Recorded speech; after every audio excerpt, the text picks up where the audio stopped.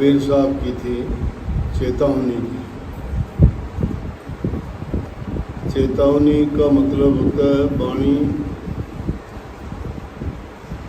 जो जीव को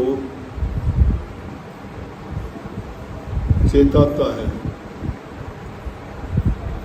ये जीव भूला भटका है, परमात्मा की ओर से सोया पड़ा है, दुनियादारी की तरफ से बहुत सतर्क और बड़ा जागरूक है, लेकिन ये नहीं सोचता कि उसका जीवन बहुत छोटा है।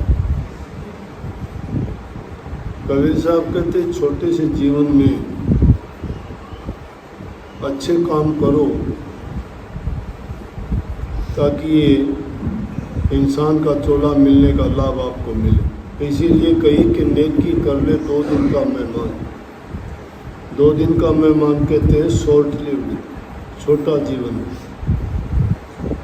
सबका ही छोटा जीवन है, लेकिन भूल पड़ी हुई है।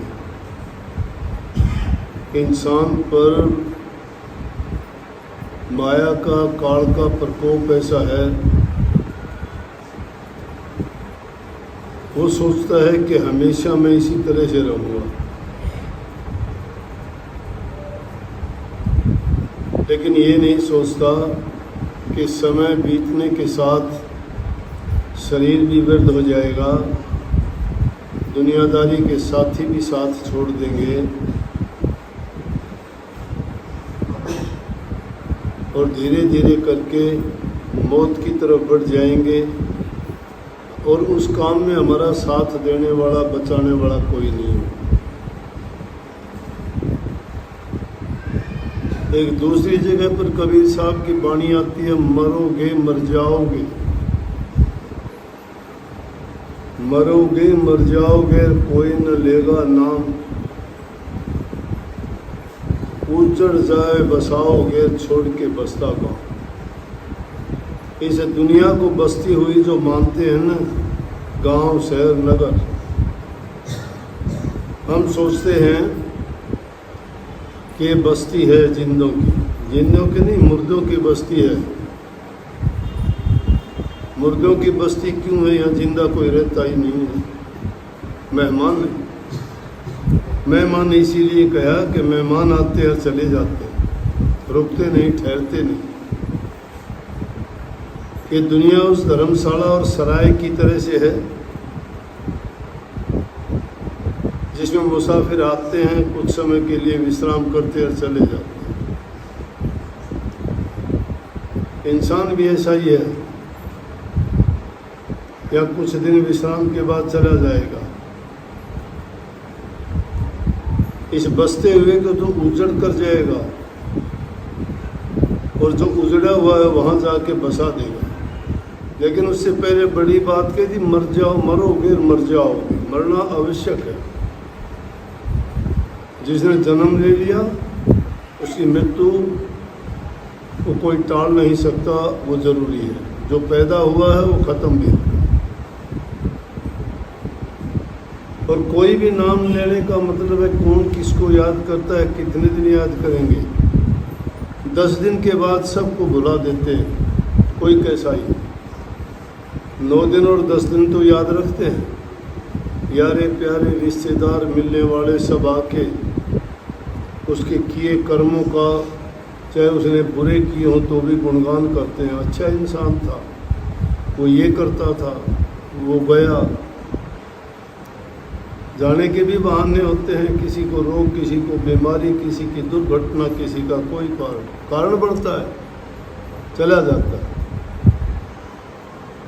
कोई रोक नहीं पाता, कोई साथ नहीं दे पाता, कोई मदद नहीं करता। उसने जो कुछ कमाया, जो कुछ उसने सुरक्षित करके रखा, छोड़ के जाएगा, कोई काम नहीं देता। जितना जिसका साथ है उतने दिन साथ निभाता है, फिर चला जाता है छोड़ के। जैसे सांप अपनी केंचली को छोड़ के निकल जाता है, केंचली पड़ी रह जाती है। अगर हमारा कोई होता तो वो हमारे साथ रहता, हमारा नहीं है। हम भी उनके नहीं हैं, अगर वो हमारे होते तो हम उनके साथ चले जाते। सच्ची बात तो यही है, ना वो हमारे हैं ना हम उनके, हमारा है एक, वो है सतगुरु। आप कहोगे सतगुरु क्यों है, परमात्मा क्यों नहीं कहा आपने? परमात्मा हमने देखा नहीं, सुना नहीं, सतगुरु बताता है परमात्मा है। सतगुरु बताता है परमात्मा कहाँ पे है। सतगुरु हमें बताता है उसको कैसे मिल सकते हैं। तो सतगुरु ने हमें सच्चा ज्ञान दे के बता दिया कि ये झूठे लोग, झूठी दुनिया को तू अपना मानता है, अपनी फिक्र नहीं करता, फिक्र करता है तो दूसरों की करता है, फिक्र करता है तो इस जिस्म और शरीर की करता है, फिक्र अपनी रूह की नहीं करता कि इसकी हालत क्या होगी।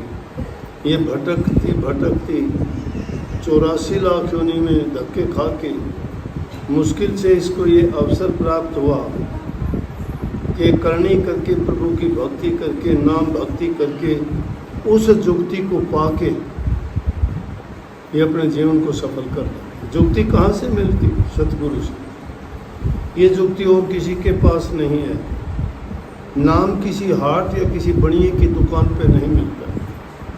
ये सत्य का सोता संतों के पास मिलता है, और संत तुम्हें सहज में समझाते हैं, बताते हैं, चेताते हैं। ये चेतावनी है। भ्रम की नींद में जो हम सोए पड़े हैं, भूले हुए हैं, भटके हुए हैं, हमें जगाते हैं।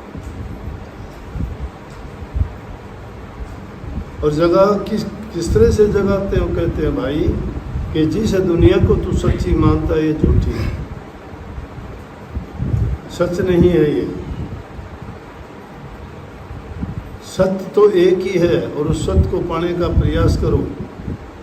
उसके लिए खोज करनी पड़ेगी।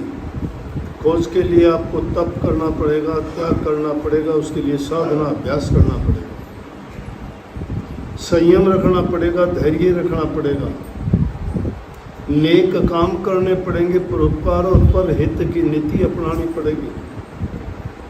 आपाधापी के खेल में सिर्फ अपना आपके लिए जब तुम लग जाते हो किसी काम में, तो पाप में बदल जाता है वो काम, क्योंकि उसका साथ स्वार्थ के साथ लोभ के साथ लालच, और लालच और लोभ करके अगर कुछ पा लेते हो तो अभिमान हो जाता है कि मैं सब कुछ हो गया।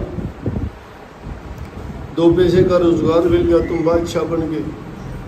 कोई ऊंचा पद मिला तो तुम दूसरों को गिनते ही नहीं, मैं क्या हो गया। 2 पैसे तुम्हारे पास हो गए तो तुम ही सब कुछ हो गए।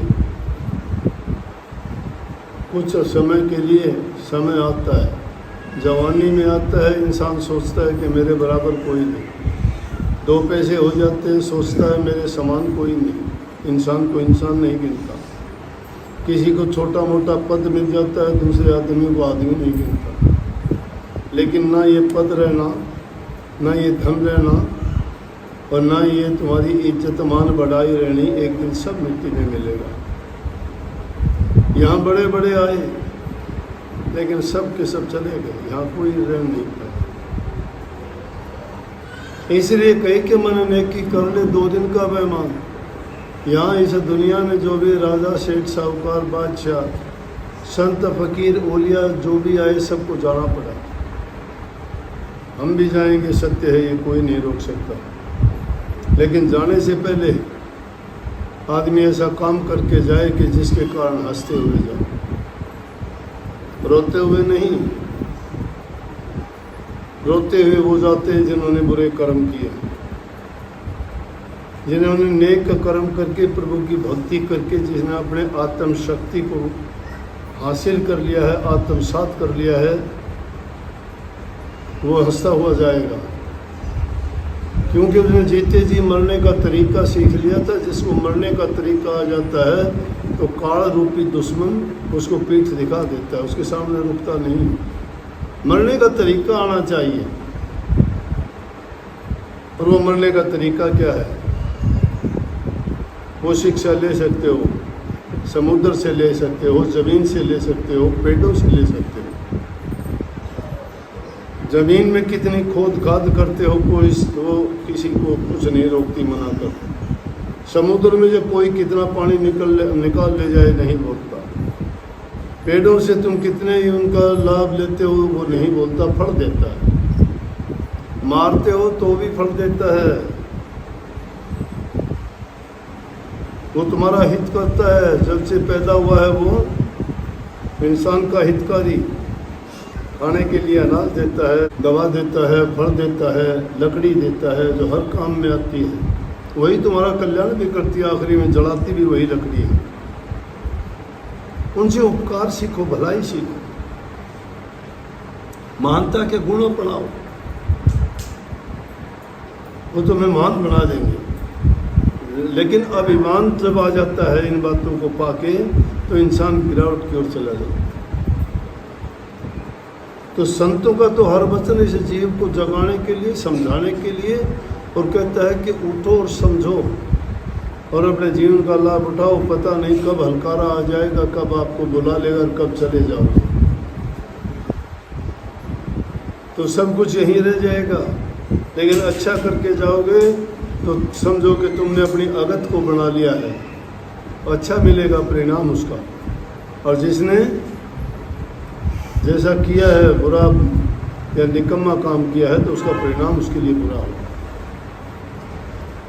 अच्छा करना सीखो, घरों में प्यार प्रेम रखो, बूढ़े बुजुर्ग की इज्जत कदर करो, दीन गरीब दुखी की सहायता मदद करो, किसी का दिल ना दुखाओ, मन से वचन से पवित्र होके और उनके साथ अच्छे और सुरखू बन के रहोगे तो मालिक तुम्हें सुख देगा, क्योंकि तुमने नेक कर्म किए हैं तो उसका नतीजा भी नेक हो।